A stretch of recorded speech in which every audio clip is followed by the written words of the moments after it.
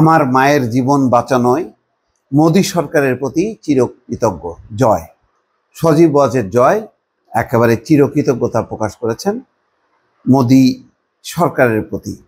আসলে মানে এইরকম চিরকৃতজ্ঞতা প্রকাশ করা ছাড়া বিকল্প কিছু নেই। কিন্তু এটা কোনো গর্বের না, এটা কোনো মর্যাদার না, এটা অত্যন্ত লজ্জা। এক সময় ছিল যখন ধরেন পাকিস্তানের সাথে বাংলাদেশের যখন এই অঞ্চলের যুদ্ধ হয়েছে, তখন বহু মানুষ আশ্রয় নিয়েছিল ভারতে। ওটা লজ্জার ছিল না, গর্বের ছিল না, কারণ আমরা তখন যুদ্ধ করছি, স্বাধীনতার যুদ্ধ। সেই যুদ্ধে প্রতিবেশী দেশ যারা সাপোর্ট করবে, সেখানে যদি কেউ আশ্রয় নেয়, সেটা লজ্জার না, অসম্মানের না। কিন্তু এখনটা কি আসলে খুব গর্বের বা অহংকারের হইতে পারে?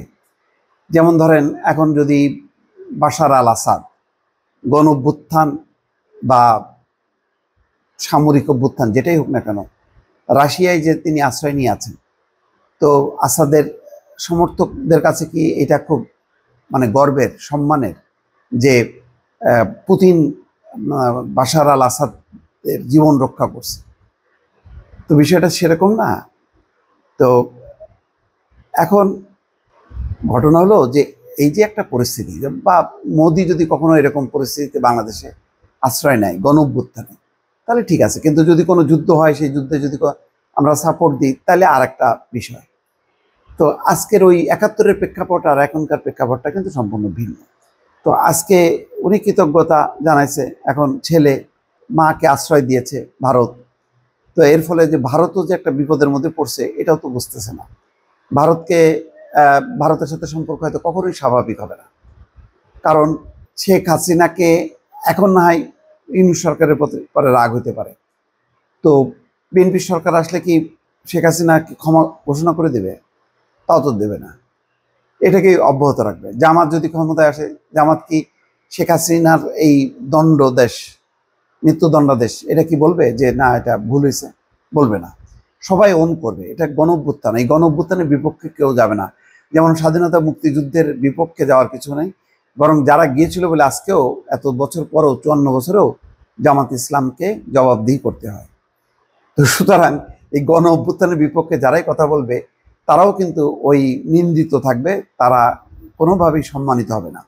তো আজকে দেখেন, এই এমন একটা আমরা সরকার রাষ্ট্র ব্যবস্থায় নিয়ে গেলাম, যেখানে পালায় যেতে হয়, যেখানে গণ অভ্যুত্থান সংঘটিত হয়। কিন্তু যদি ৫ বছর পর পর সরকার পরিবর্তনের জন্য যে নির্বাচন, সেই ব্যবস্থাটা যদি আমরা ঠিক থাকতে পারতাম, আজকে কাউকে পালানোর ব্যাপার ছিল না। ২০০৮ পর্যন্ত কাউকে পালায় যেতে হয়নি। কিন্তু এরপরে ওই যখন গত ১৫ বছরে আমি একটা অন্য পক্ষকে নিশ্চিহ্ন করার রাজনীতি শুরু করলাম, এবং তার ফলাফল যেটা হয়, সেটা হয় একদম বিপরীত। অর্থাৎ তুমি আমাকে নিশ্চিহ্ন করছো, আমি কিন্তু ক্ষমতায় গেলে, বা আমরা ক্ষমতায় গেলে, জনগণ যদি ক্ষমতায় আসে, তাহলে তোমাকে নিশ্চিহ্ন করবে। আজকে হয়ে গেল তাই। তাহলে আমরা একটা গণতান্ত্রিক প্রক্রিয়া থেকে, শান্তিপূর্ণ ক্ষমতা হস্তান্তরের প্রক্রিয়া থেকে আমরা এখন যে ধাপে চলে আসলাম, এর দায় কার?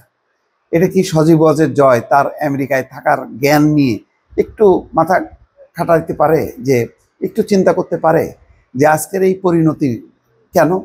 এটা কি হওয়ার দরকার ছিল বা হওয়া উচিত ছিল? যদি ওই ভারতের ট্রাপে পড়ে, যদি যুদ্ধাপরাধের বিচারের নামে যদি এই হত্যাকাণ্ড সংগঠিত না করতো, তাহলে তো আর আওয়ামী লীগ ভয় পাইতো না যে না, পরবর্তীতে সরকার পতন হলে আমাদেরকে ফাঁসি কাস্টে ঝুলাবে। যদিও তার আগে এটা নিন্দনীয়, ওই ২১শে আগস্টের ঘটনাটা, সেটা অবশ্যই ওই নিশ্চিহ্নকরণের আর একটা ধাপ। এটার থেকেই হয়তো সূত্রপাত হয়েছে। তখন শেখ হাসিনাও চিন্তা করলো, আচ্ছা আমাকে তো গ্রেনেড দিয়ে মারার পরিকল্পনা ছিল, আচ্ছা আমিও আর এক পরিকল্পনায় আসবো। সেই পরিকল্পনা হয়তো বাস্তবায়িত হলো। এখন এই পাল্টাপাল্টিতে যেটা হলো, সেটা হলো আমাদের গণতন্ত্র ধ্বংস হলো, পালায় যাইতে হচ্ছে। এখন দেখেন, সেফ এক্সিট সবাই কথায় কথায় শিখছে, কি ক্ষমতায় না থাকলেই পালায় যেতে হবে। আমাদের বয়স্ক উপদেষ্টারা বলছে, ভাই পালাবো কেন? পালানোর জন্য তো এই দায়িত্ব নেইনি, আর কোথায় পালাবো এই বয়সে? তো এইটা অরাজনৈতিক লোকরা কেন পালাইতে যাবে? তারা তো রাজনীতি করে নাই। তো শেখ হাসিনার যেই রাজনীতির সূচনা করছে তার প্রেক্ষিতে পালানো ছাড়া আর কোনো উপায় নেই। তা আজকে ওই মূল জায়গার সংকটটা ধরতে হবে, না ধরে এখন মোদির কাছে আশ্রয় নেওয়ার মধ্য দিয়ে খুব সম্মানের জায়গায় কিন্তু শেখ হাসিনা বা আওয়ামী লীগ বলতে পারবে না যে আমরা বিশাল একটা কাজ করছি, একেবারে স্বাধীনতা মুক্তিযুদ্ধের চেতনা লালন করতে যে জঙ্গিরা আমাদেরকে উৎখাত করছে, সেই কারণে ভারত আমাদেরকে আশ্রয় দিচ্ছে। ভারত বিব্রতকর অবস্থার মধ্যে আছে, এখনো হয়তো আলোচনাটা ওপেন হয়নি, কিন্তু কিছুদিনের মধ্যেই কিন্তু তারা রিয়েলাইজ করা শুরু করবে যে আসলে আমরা কাজটা ভালো করিনি। গণ অভ্যুত্থানে ক্ষমতাচ্যুত কাউকে আশ্রয় দিলে সেই দেশের সাথে সম্পর্ক ভালো থাকে না। তো এটা হয়তো তারা এখন অনেকে রিয়েলাইজ করতেছে, আর আগামীতে ব্যাপকভাবে রিয়েলাইজ করবে। সুতরাং বিষয়টা মানতে হবে, ভুল স্বীকার করতে হবে, অনুশোচনা করতে হবে, যেই এই অবস্থায় উন্নীত হওয়ার দায় আছে সেইটা আমাদের করা উচিত হয়নি। ফলে এখন ভিন্ন রাজনীতিতে আওয়ামী লীগকে যাইতে হবে, নতুবা এইভাবে বেশি দিন অবস্থানটা ধরে রাখা যাবে না।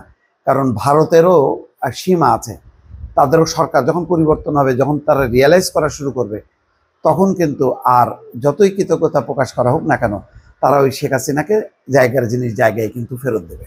তখন কি হবে এটা ভাবা উচিত।